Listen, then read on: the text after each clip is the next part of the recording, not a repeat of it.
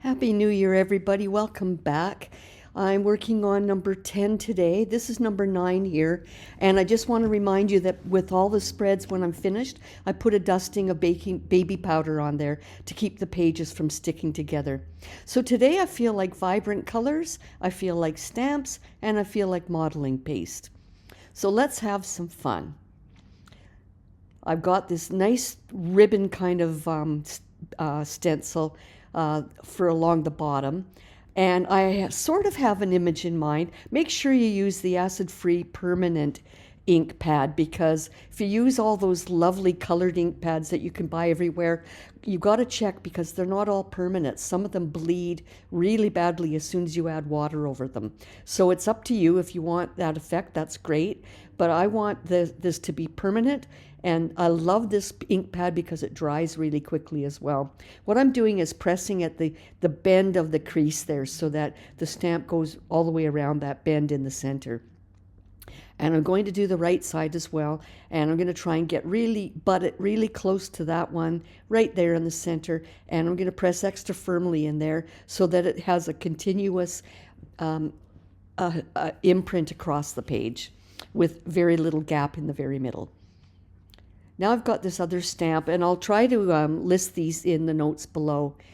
Sometimes I can tell you where the stamp came from, and sometimes I can't, unfortunately. So this one's only the left side, and so I'm going to use it. And I don't like perfect symmetry. I like asymmetry. So on the other side, I'm going to try to duplicate that effect, but because I don't have a right side one, I'm going to fake it. And I don't mind faking it because I don't want them to be perfect mirror images. So I'm going to press very lightly across the spread first, and then I'm going to press a little harder. This time I'm going to press more ink and press harder. And what happens is this gives a more dynamic background. It gives you more of an impression of depth when you've got lighter and darker, and it helps move the eye across the page. You know, my abstracts are all about color, movement, and energy, and I really, really like how when you stand in front of my abstracts, the eye moves across and around the painting and sees everything I want you to see. And it just creates more interest. Now I'm going to use this script. I don't have the name for this one, but there are a lot of companies making script stamps, so it shouldn't be hard to find one similar. So here I have my all over background, which is my underpainting, and a lot of this will show through at the end. I've left the top area a little bit light so that I can put my modeling paste there. Modeling paste, molding paste, whatever, it's all the same thing. So I've decided that my theme is script. And I don't always have a theme, but quite often at this point it starts to already emerge what the theme seems to be. So I'm using modeling paste today with a stencil, and I'm just using a small paint spreader to spread around through the detailed areas, putting a fairly thick coating, and then later you'll see, after I fan it around in every direction, you'll see that I'll use a larger paint spreader to flatten it out more evenly and consistently across the stencil.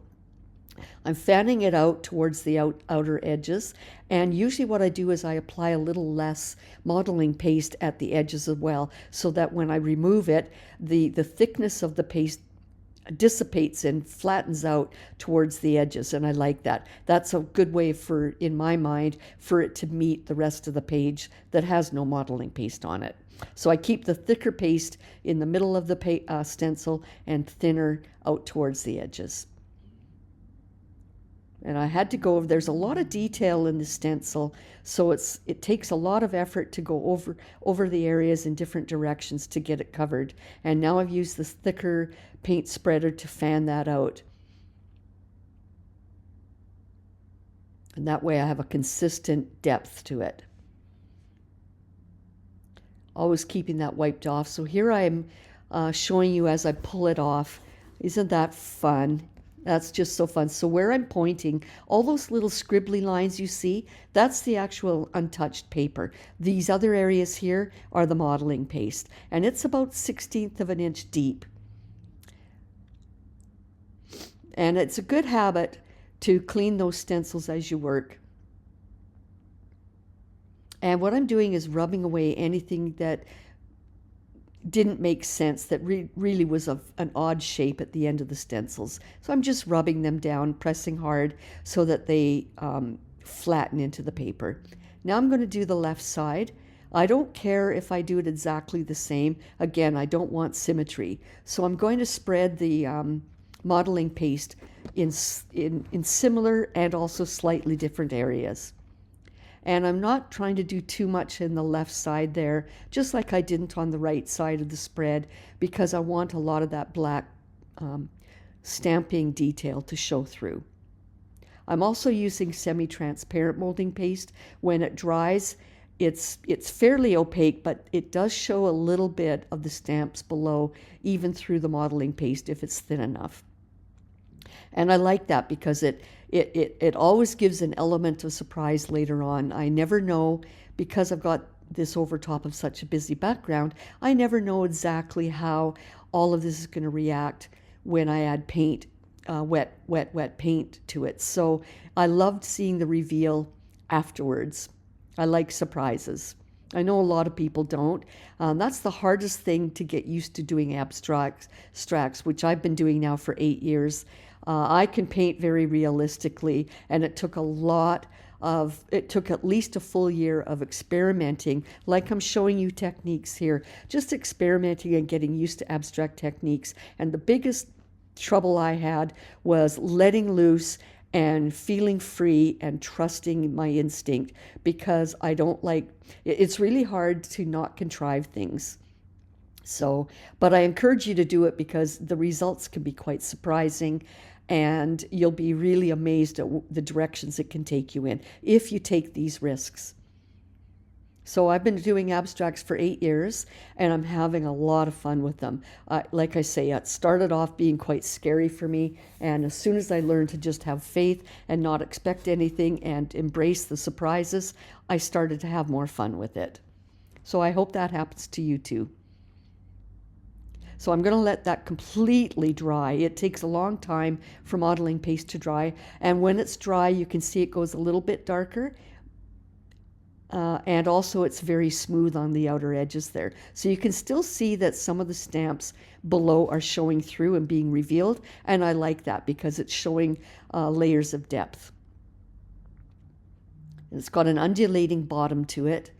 I'm keeping all the modeling paste, and since it's such a very busy, very busy script stencil that I used, and I brought the color wheel out, and I want to use all those happy colors up there.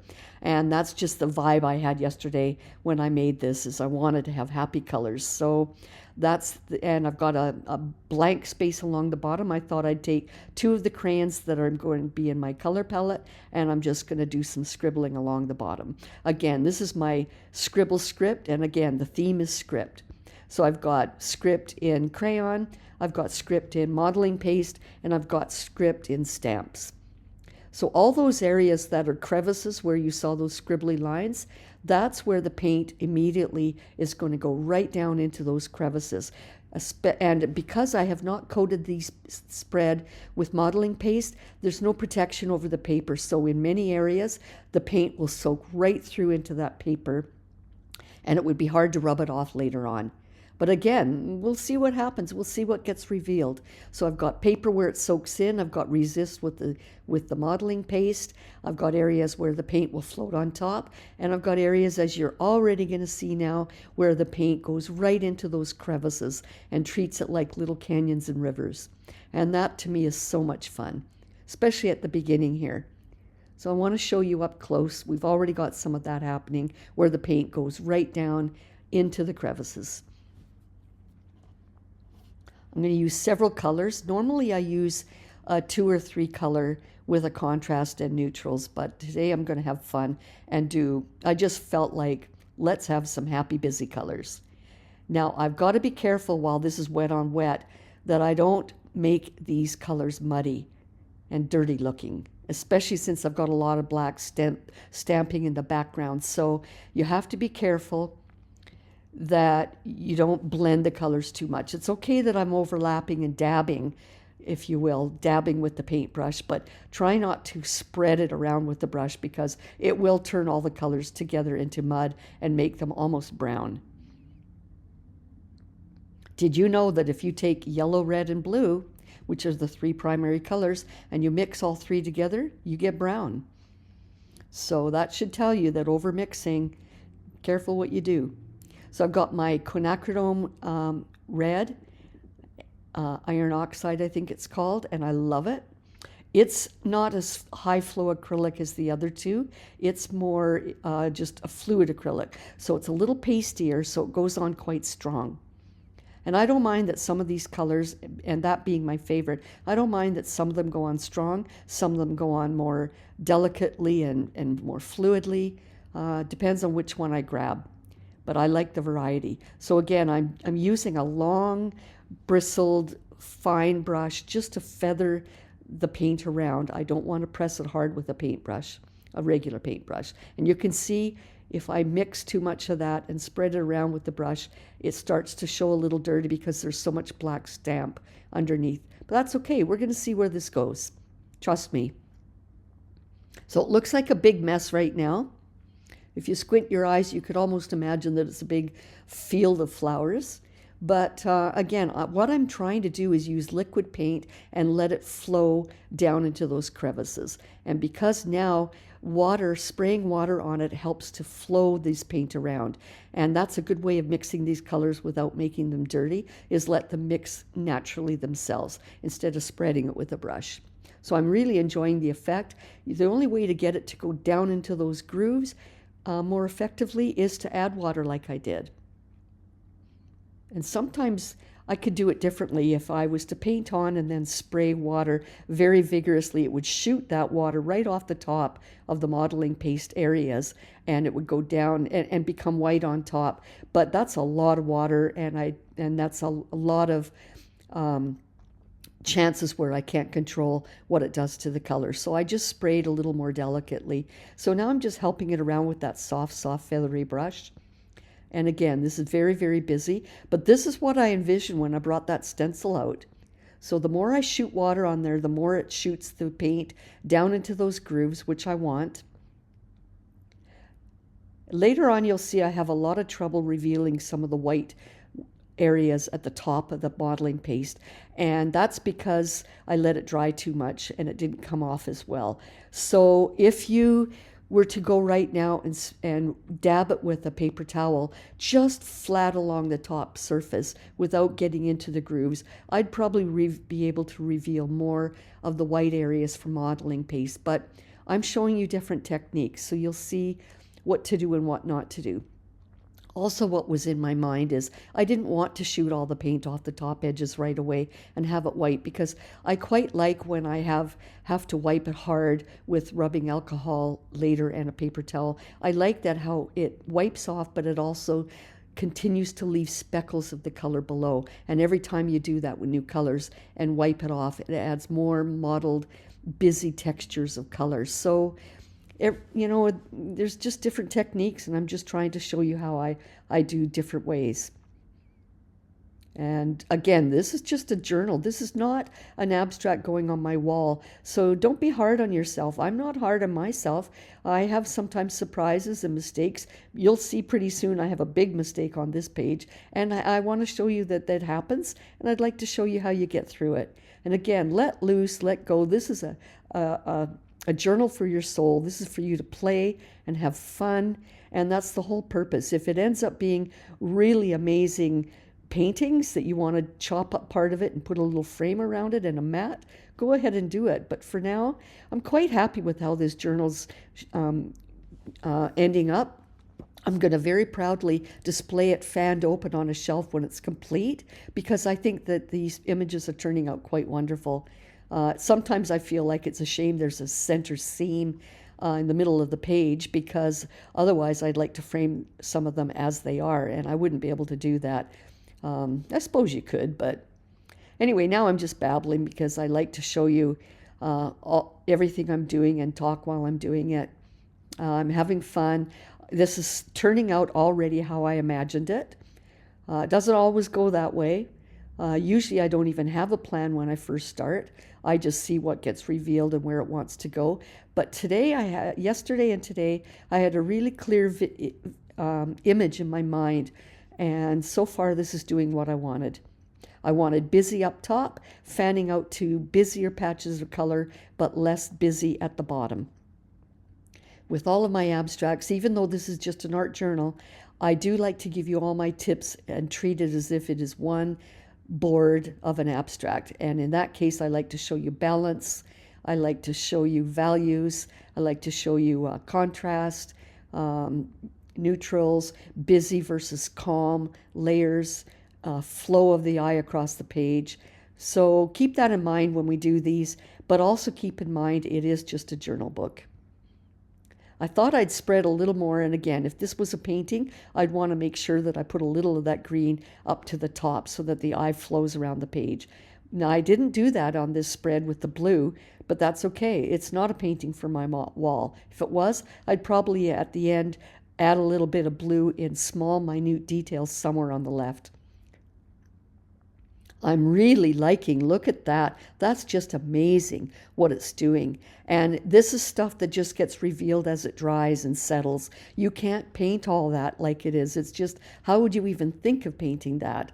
It's just these lovely, happy surprises that I enjoy. So I'm going to let that completely dry. And now that it's bone dry, I've sped this up, by the way, and I've edited so you don't see all the boring parts of it drying.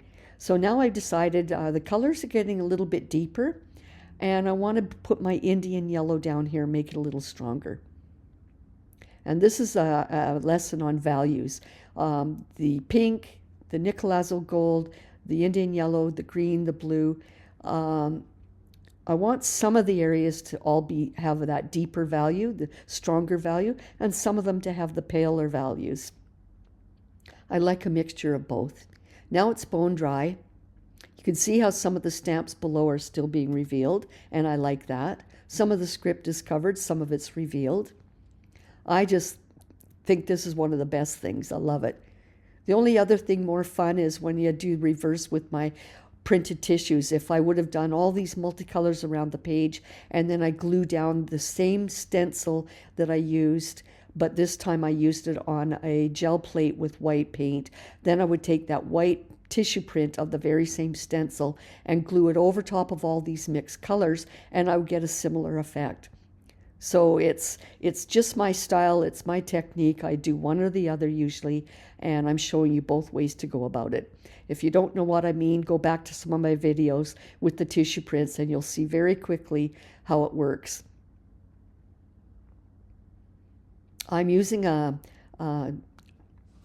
baby wipe that didn't quite have enough rubbing alcohol in it. And what I'm trying to do is, because it dried so hard and I had such a thick coating of paint over it, it's not rubbing off as much. You can see the white is being revealed on the top surface of the modeling paste, but I wanted it to be a little bit more effective as I moved throughout the page, and it was a little bit stubborn wherever the thicker colors were. So I just took the spray bottle of rubbing alcohol right at it, sprayed down.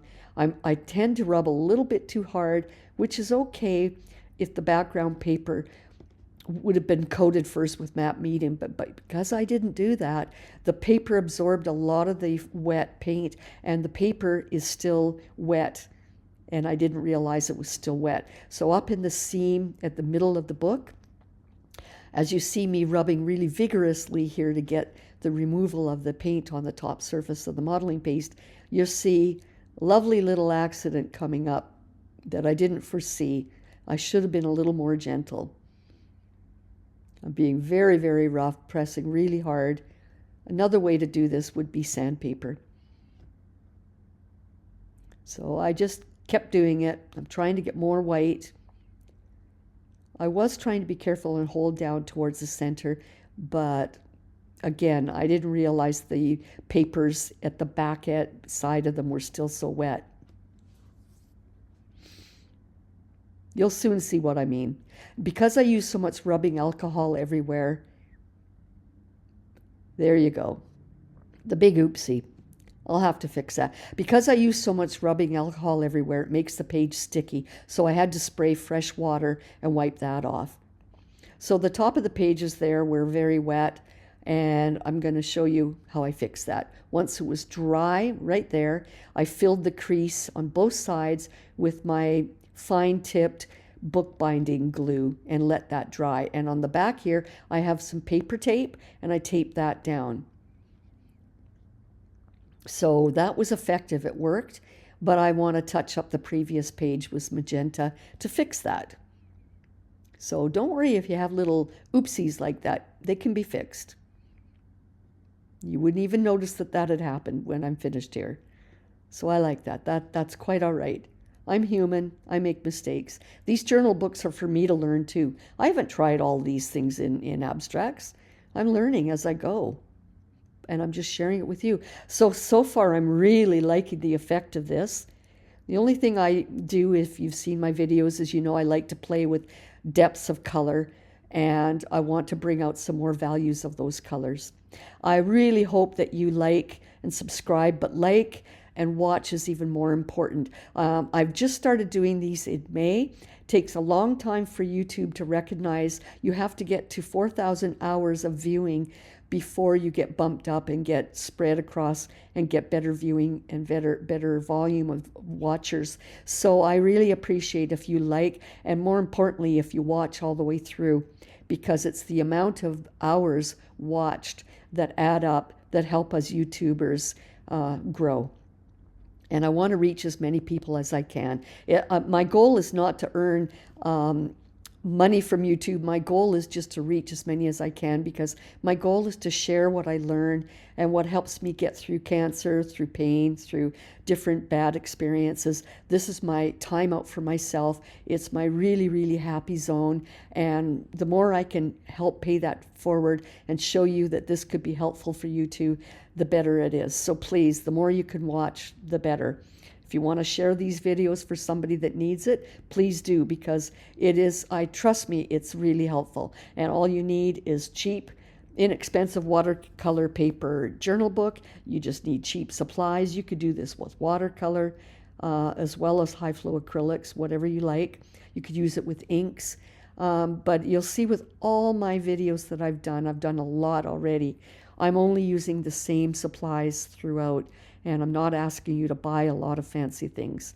So I'm zooming in closely here and showing you, this is the part of my process that I adore the most. I already know where my painting's going, and it's just, to me, it's just like taking a paint by numbers or a coloring book and just coloring at this point. And this is when I get really lost in my zone. Now, I'm showing you the second way you can get blue or any kind of paint going down into those crevices. The first time I showed you was putting heavier paint and then spraying water and let it go into the crevices, and then wiping the surface so that you see all these white areas here would have been wiped clean. Now this way of doing it is let it dry, then get your brush out and just paint right into those grooves. It's two ways to do it. This is the harder way of doing it, but this is the part I like, because it's like meditating and mindfulness. So I'm trying to create busy and soft areas across the spread. I like busy areas where you look and you say, oh my goodness, look at that interesting detail. And I like it where you could step back and have calmer, less busy areas for the eye to rest. And with doing calm and busy, I like to move the eye around the page. So this is the part, again, that I love the most. I take my time. I've actually sped this up for you, by the way. It actually took longer to do this, and this is the part where I love.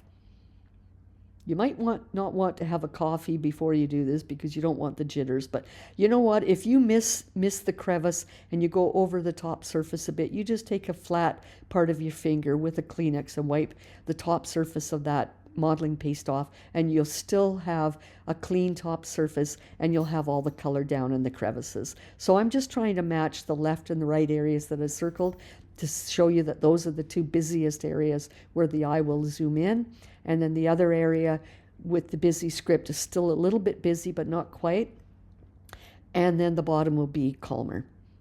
So again, I'm still having fun. I zoom in once in a while to show you how I'm treating it. You want to get your skinniest, finest point brush for this part. But like I say, this is the part where you just get lost. I could do this for hours.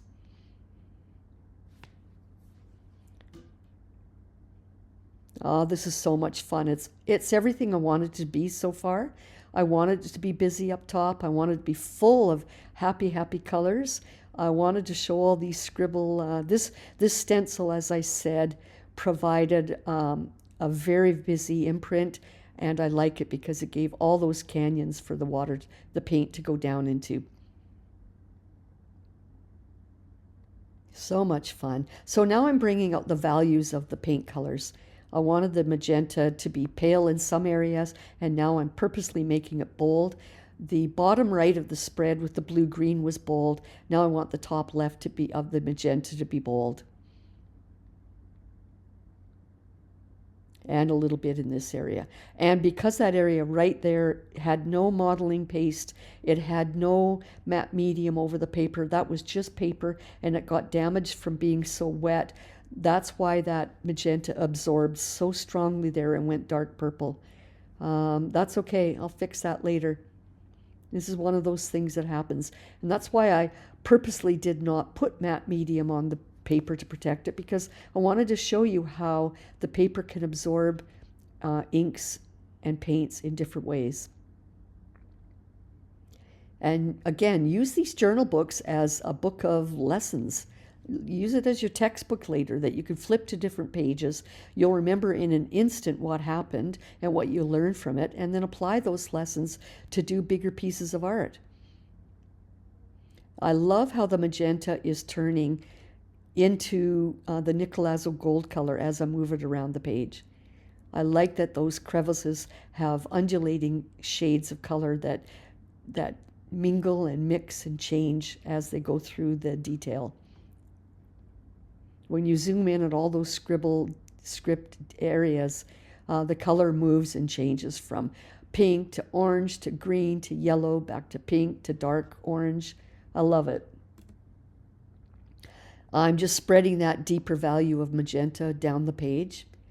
And you can see why. It's helping to balance the middle and the right of the spread by adding more value to that magenta.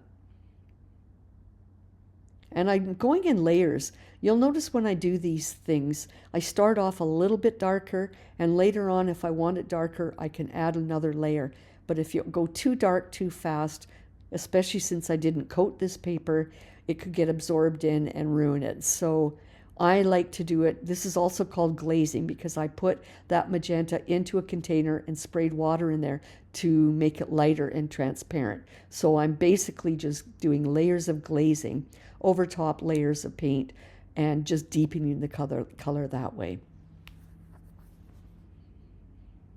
Also, when you glaze like this with a watered down color, if it goes over top of another color, it blends and creates a third color, but it's very subtle because it's just glazing. So I'm really enjoying these happy colors, just like that color wheel showed. So far, it's exactly what I wanted. I like this green on the bottom, and I like that blue. I'm going to do something different. Not too sure if it's going to help or ruin the whole concept of this spread, but I'm going to try. If I don't like it, I can change it. So I'm adding full strength fluid blue. This is my transparent blue. And then I'm adding a bit of water to help it spray around. I've got too much going towards the middle there of water, so I'm dabbing that back. But what I'm trying to do here is get heavier blue, and I want it to roll down and flow to the bottom of the page in channels. Flow down like a river. And again, I might not keep it. The only way I can see if this helps my spread is to try it. That's not bad. That works. What I was thinking in my head is trying to imagine if the scribbly colors up top that are really busy, as they move down the page, it starts to come out and become a heavy flow of that color.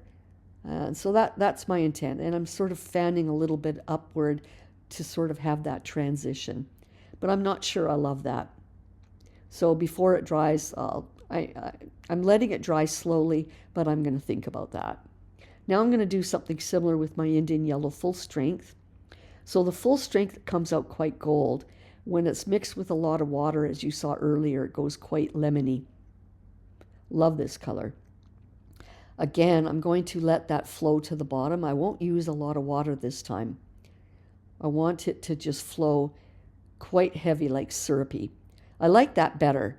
I like that better than what the blue did. But I'm going to still think about that, because my thought was to move along right to left and do that with the quinacridone red and to do it with the magenta and see if I like that. But I have decided after doing this that it's making the whole effect of the top being busy and the bottom being calm. It's taking away from that effect. Adding those dribbles makes it busier at the bottom. So I've got to do that within reason. Yeah, I don't like that blue. I like what's happening in the middle with the gold. That made sense. But before I remove that blue on the bottom, I've got that same glaze of magenta that I thought I have to balance left to right at that top seam fold of the book, because I didn't want the magenta where it was dark to just end at the crease. So I had to sort of balance it and move the eye across to the right. Putting a little more Indian gold up top. These are just things I'm trying. Again, I never know how it's going to work until I try. And that's what I encourage you to do. Try everything. I do not do any of these art journal abstracts where I make a mistake and say, that's it, that's done. I do not have any expectation that within 3 layers of work or 3 sittings that it's going to be perfect. It's a lot of work. So yeah, what I did was I wiped, before it got completely dry, I wiped that blue paint off the bottom right. And I'm sorry I forgot to videotape that when I did it. So I like that I did that. I like the effect that it left. And I like that the only dribbles now are from that Indian yellow. And I'm just continually trying to bring out a little more white on the surface of the modeling paste, and helping it along with more rubbing alcohol. Notice that now that I've glued that top area down, I'm keeping it pressed hard with my fingers when I do this so that I don't pull at that seam again. So I'm still really happy I'd wiped off that blue at the bottom right. I'm happy with the Indian yellow dribbles. I'm just moving around, trying to reveal a little bit more of the surface of the modeling paste, because it brings out those flat details even more. And I wanted to show you with that line that in the top half I want to keep it busy and full of script.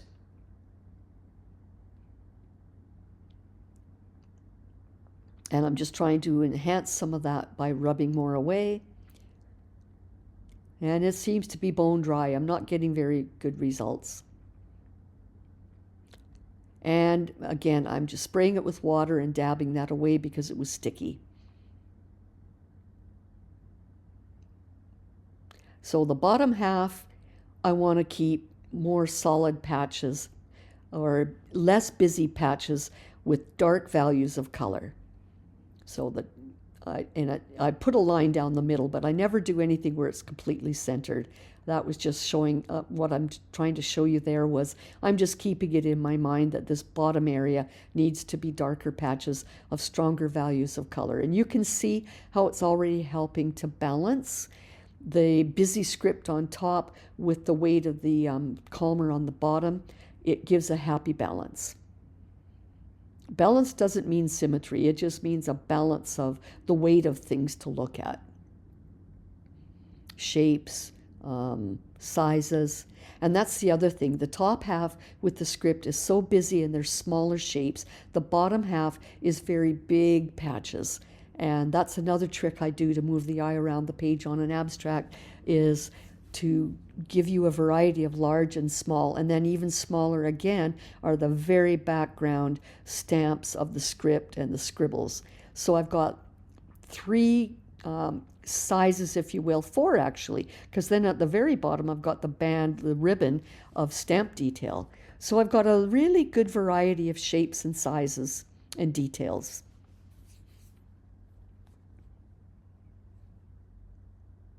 So I'm just moving around and adding more value to each of those beautiful colors so that it balances that way.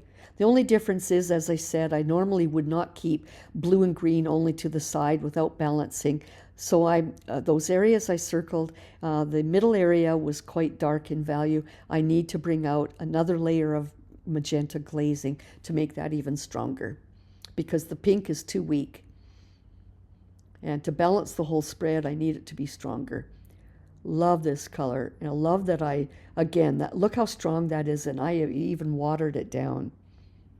But because I did it layer over layer over layer, it gets stronger and stronger eventually. So I'm just using my finger because I want to smudge it around. I don't want paint strokes. Some people will wear gloves for this. I find I have trouble working with gloves on, so to each his own. So now I've got the movement around the page a little better. I'm pointing out to some of the white smudgy areas.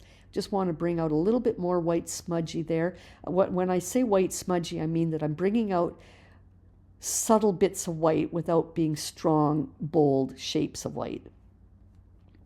And that helps balance the page as well.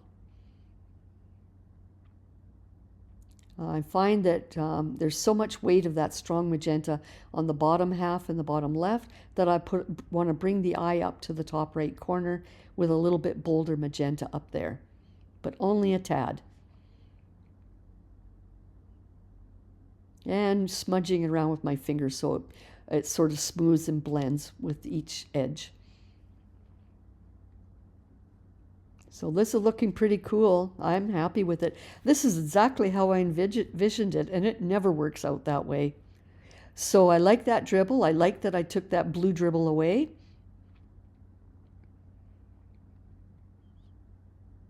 I'm just so happy with what it's done from the modeling paste with that script stencil. I'm happy. This is good. Just have to let it dry. So I've got the top left detail, the bottom left, the top right, and the bottom right. And you could cut apart each of those and put them in a little matte medium and they'd all work. They look so lovely together. I'm glad you joined me for this one. I had a lot of fun with it. A lot of fun. Next page, I think I'll bring out some more blue and green, and this was sort of a transition. So thank you for joining me. Please please join me again. Have a great day.